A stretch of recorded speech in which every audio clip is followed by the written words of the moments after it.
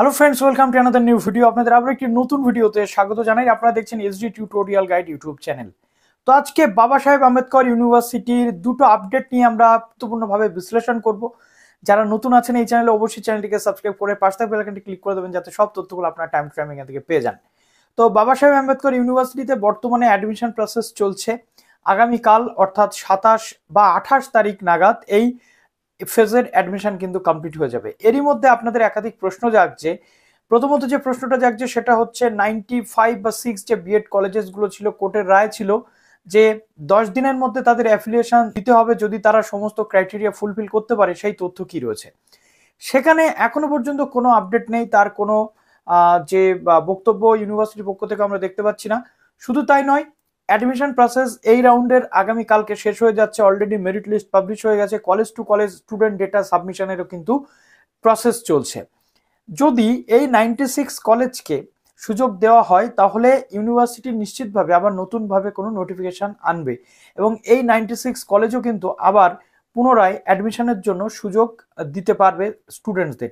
কিন্তু এখনো পর্যন্ত সেখান থেকে কোনো প্রোগ্রেস আমরা কিন্তু দেখতে পাচ্ছি না। অতএব এই জায়গাতে এখন কথা বলার কোনো জায়গায় নেই। আমি আপনাদেরকে কোনো আশাও কিন্তু দিতে পাচ্ছি না। বাট প্রবলেম যেটা হচ্ছে সেটা এই 95 বা 96টা কলেজের স্টুডেন্টসরা এখনো পর্যন্ত কোনো জায়গাতে ভর্তি হতে পেরেছে কিনা সে নিয়ে আমাদের যথেষ্ট কনফিউশন রয়েছে। এবার আমরা চলে আসছি বিএড থার্ড সেম পরীক্ষা, রিটেন পরীক্ষা কবে হবে বা থিওরি পরীক্ষা কবে হবে, যেটা শুধুমাত্র সিঙ্গেল মেথড পেপারের ওপরেই আমাদের পরীক্ষা দিতে হয়। আমরা জানি যে বিএড থার্ড সেমের প্র্যাকটিকাম পরীক্ষা কিন্তু অলমোস্ট ডান। এবার থিওরি পরীক্ষার জন্য ক্যান্ডিডেটরা ওয়েট করছে। আমি বলবো আপনাদের থিওরির জন্য ভালো করে প্রিপারেশন নিন। লাস্ট আমরা দেখেছি থিওরি পরীক্ষাতেও থার্ড সেমিস্টারের প্রচুর ক্যান্ডিডেট কিন্তু ব্যাক পেয়েছে। থিওরির প্রশ্নগুলো মেথোডোলজি মেনটেন করে হয় এবং সেখানে একাধিক জিনিস থাকে সাবজেক্ট ওয়াইজ। সুতরাং এটাকে মোটেও হালকাভাবে নিলে চলবে না।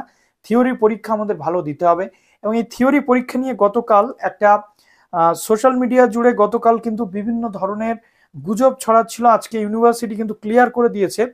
প্রথমত আমরা দেখতে পাচ্ছিলাম যে সোশ্যাল মিডিয়াতে একটা পোস্ট ঘুরঘুর করছিল, যেখানে বলা হচ্ছিল 8 এপ্রিল 2024-এ ডাব্লিউবিইউটিটিপি বা বাবা সাহেব আম্বেদকর ইউনিভার্সিটি থার্ড সেমিস্টারের থিওরি এক্সামিনেশন নিতে চলেছে এবং সেখানে কন্ট্রোলার অফ এক্সামিনেশনের সিগনেচার, কন্ট্রোলার অফ এক্সামিনেশনের সিগনেচার থেকে শুরু করে ফেক রেফারেন্স নাম্বারও কিন্তু ক্রিয়েট করা হয়েছিল। ইউনিভার্সিটির পক্ষ থেকে সেখানে পরিষ্কারভাবে বলে দেওয়া হলো যে থার্ড সেমিস্টারের কোনো রকমভাবে পরীক্ষা সংক্রান্ত বিষয়ে ইউনিভার্সিটি কোনো কিছু ঘোষণা করেনি। ওই যে নোটিফিকেশনটা রয়েছে ওটা অ্যাকচুয়াল ফলস বা ফেক নোটিফিকেশন এবং যারা এই কাজটি করেছে ইউনিভার্সিটি সেই দুর্বৃত্তদের বিরুদ্ধে যথোপযুক্ত ব্যবস্থা ইউনিভার্সিটির পক্ষ থেকে গ্রহণ করা হবে। সুতরাং এখান থেকে আপনারা বুঝতে পারলেন যে থার্ড সেমিস্টারের পরীক্ষা 8 এপ্রিল হচ্ছে না। 8 এপ্রিল হচ্ছে না, তার একাধিক কারণও রয়েছে। ইউনিভার্সিটি এখনো থার্ড সেমিস্টারের জন্য কোনো রুটিন পাবলিশ করেনি। আশা করি খুব শীঘ্রই সেই রুটিনটা ইউনিভার্সিটির পক্ষ থেকে পাবলিশ করা হবে এবং পাবলিশ করলে আমি আপনাদেরকে জানিয়ে দেবো। আপনারা রীতিমতো পড়াশোনা করতে থাকুন এবং থার্ড সেমের পাশাপাশি আমি বলবো আপনারা ফোর্থ সেমের পড়াশোনাও কিন্তু স্টার্ট করে দিন।